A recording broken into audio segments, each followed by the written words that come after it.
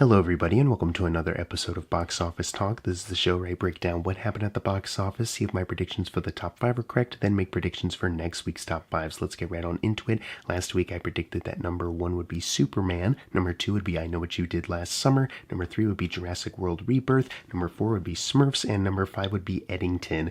And I got 2 out of 5 of my predictions right for this weekend. Not as good as I thought I would do, actually. Some of you did get your predictions right, which is great, especially when you have one kind of clear box office winner, but then some new releases where it's kind of a little unpredictable where they could go, and sometimes you put your faith in a movie that was never going to do, top 5 well. Oh well, you know what I mean? But some of you did get your predictions right, which is, good on you. I did a little worse because I, at the very least, thought, 1, 2, 3 maybe. But nope, that didn't end up happening. Let's just go over what happened in the overall top 10. Number 1 was, once again, Superman, and a lot of eyes are on this still. It was doing really impressively throughout the week. Like, there's a lot of, high numbers for the, domestic, single day box office reporting. And I was still wondering how it was going to hold for its second weekend. And it didn't have, this incredible hold. It's not like it had, it barely dropped off. It had a drop off, about 54%. So about on average, not horrible, not a great hold, but not a bad one, especially with recent comic book movie drop-offs that have been excruciatingly bad to see. This is about on average with how most of them do. So I don't think this is any, sign to be alarmed. It made $57 million for the 3-day weekend this weekend, adding to a domestic total of $235 million. So for DC domestically, get ready for the list. It has outgrossed Aquaman 2 by $111 million, the original Christopher Reeve Superman by $101 million, Shazam by $95, Batman Returns by $73, Lego Batman by $60 million, Batman Forever by $51 million, Superman Returns by $35, Batman Begins by $30, and Justice League, that one, by $6 million, just barely squeaking by that. It needs $17 million until the '89 Batman film. And then for Gunn, it is still behind Guardians of the Galaxy, but now only by $98 million. Domestically, it is doing very impressively, obviously. I think some people are a little concerned just by the international one, because domestically it is doing really well, but internationally, it's not like it's collecting millions and millions, getting close to $1 billion like Minecraft was, or Lilo and Stitch, which we'll talk about in a little bit. But I feel like even if you look at Man of Steel, that's not a movie that broke $1 billion. I know Batman v Superman didn't, but even Man of Steel, didn't get to $1 billion. So it's I feel like right now they're doing about on par with what you'd expect. And also worldwide, now that they're at 400 million, they're only about 50 million off from getting to a doubling point of their initial production budget. And I know they've said in order to break even, they probably need 600 or 700, whatever, you know what I mean? But I feel like they're still on a pretty good course here. I know Fantastic Four is next weekend, and that was kind of the big talk, was is July going to be too crowded? Are these big blockbusters going to cannibalize each other? But we'll get to the number 2 film in a second, but that movie is still doing well. And, we don't know what the word of mouth is going to be on Fantastic Four yet. We don't know how those are going to compete, week 2 of Fantastic Four, right? So these things just, you still have to kind of wait and let these things play out. I still say right now they're in a pretty solid start, especially for the position they're in, as far as they're kickstarting the new DC universe theatrically. Right now this is doing, a lot better than a lot of their recent ones, as we keep saying, with the DC countdown here. Going to the worldwide numbers, it has outgrossed Green Lantern by 181 million, Constantine 179, Batman and Robin 162, Batman Returns 134, The Flash 129, the original Chris Reeve Superman 100 million, Lego Batman 88, Batman Forever 64, Batman Begins 44, Shazam 35, and Superman Returns by 9 million. It needs 12 million until it gets to the '89 Batman film. So that's the one to beat domestically and worldwide, and it's inching closer towards that. And then for Gunn, it is behind the first Guardians by 370 million there. So yeah, once again, I hate to keep saying we'll wait and see, but I really do. I'm clinging on to this sense of optimism I have for how this movie's doing, because I feel like, Zaslav wouldn't be as seedy and stupid and gross as that guy is. I don't think he would be taking a victory lap if there wasn't something behind all this, and also there's other DC projects already in the works that have been, shot complete. So this isn't the end. Even if this one doesn't break a billion, or it doesn't meet the box office expectations that you had in your head, they're already committed to at least a couple more projects with these characters, with this world. And I feel like there's just more opportunity to grow the audience and to grow like people's attention towards it. So I still think this is pretty good, all things considered. Like, they're in a pretty good spot, and I feel like they will continue to do pretty well. Like, it's already like almost at $500 million already, you know what I mean, in its second weekend. I know some movies have done it faster, but this is still pretty decent. Number 2 is Jurassic World Rebirth, making $23 million, adding to a domestic total of 276. Like I was kind of saying before, there's something about these dinosaur movies, though. I know I keep saying it, but there really is something about these dinosaur movies that do really well. But, if there's any proof that these movies can, do well together, Jurassic World is still making a heck of a lot of money while Superman is in theaters and in the number 1 spot. So, that's still pretty good business they got going. For the Jurassic films, it is now behind Dominion by $100 million, and then for Gareth Edwards, it's behind Rogue One by $257. Worldwide, it is sitting at $647 million right now. For the Jurassic franchise, it did outgross Lost World by $29 million. It's now behind Dominion here by $357, and then Gareth Edwards, and he's $408 million until Rogue One. So not much progress as far as like what it's outgrossed for these two kind of comparisons we got going.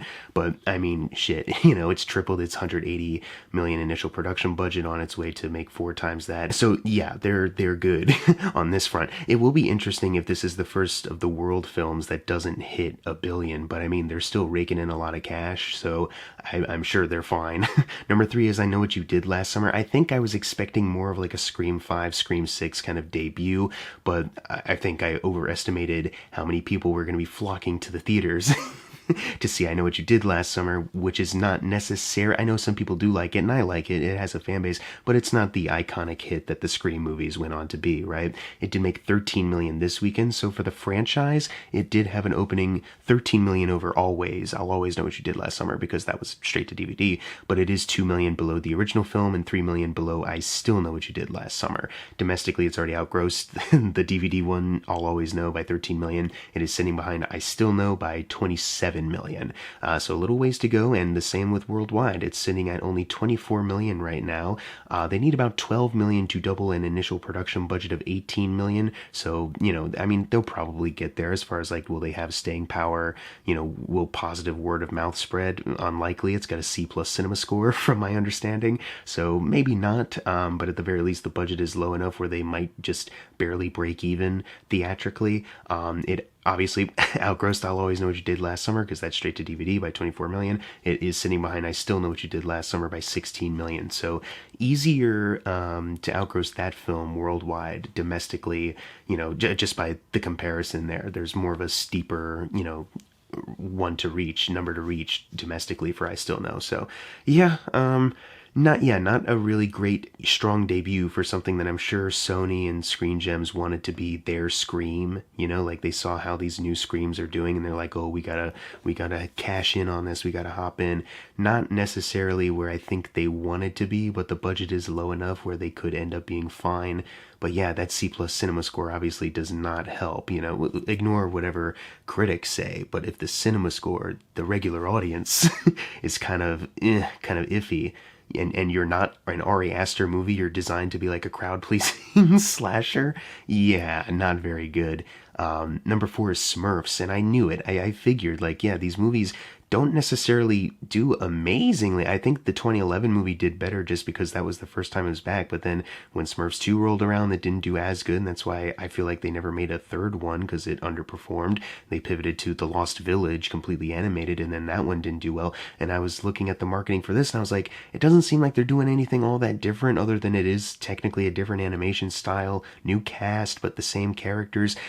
It's probably going to perform like less, and it did. It opened to $11 million this weekend, so the opening weekend is $2 million below Lost Village, $6 million below Smurfs 2, and $24 million below that 2011 film. And then for domestic runs, it needs $34 million until Lost Village.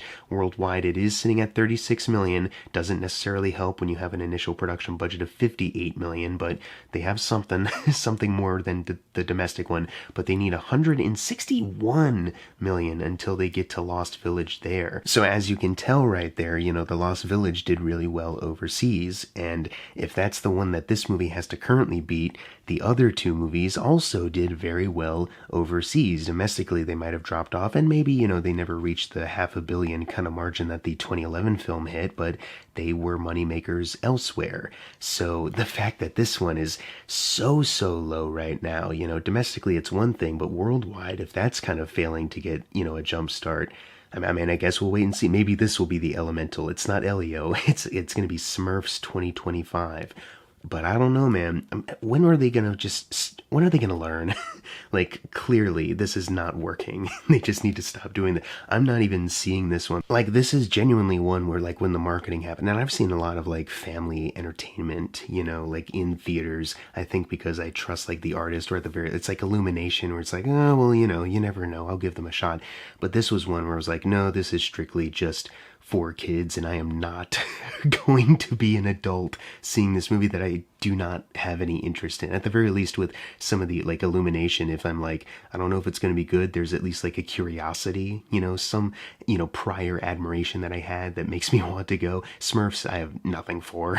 Number 5 is F1, making $9.6 million, adding to a domestic total of $153 million. So it's, for Joseph Kosinski, $19 million away from Tron Legacy. Worldwide, it is sitting at $460 million. So well over the doubling point of $200 million. That initial production budget at this point, they're closing in on $500 million worldwide. That's, at this point, come on, this has got to be a win. I know Hollywood accounting, and sometimes it can be screwy, sometimes the doubling point of the budget thing, isn't 100%, but come on, man, $500 million is still $500 million. Hopefully they've broken even, or they're close to it at this point. For Joseph Kosinski, it did outgross Tron Legacy here by $61 million, and now needs $994 million until Top Gun Maverick. Probably not going to get there, and once it outgrosses Legacy domestically, there's no way it'll get to Top Gun Maverick there. But, this being Joseph Kosinski's second highest grossing film, not too shabby. And you might be wondering, because I predicted Eddington for this spot, oh, that must be number 6. Wrong. It's How to Train Your Dragon, making $5.3 million, adding to a domestic total of $250 million. Worldwide, it is at $588, which places it $26 million shy of How to Train Your Dragon 2. It's zeroing in on the highest grossing title in that franchise. But I don't want to dwell on that because, as I said, Eddington is not number 5, it's not number 6. Is it number 7? Yes, number 7 is Eddington. Another Ari Aster. This one cost $25 million allegedly.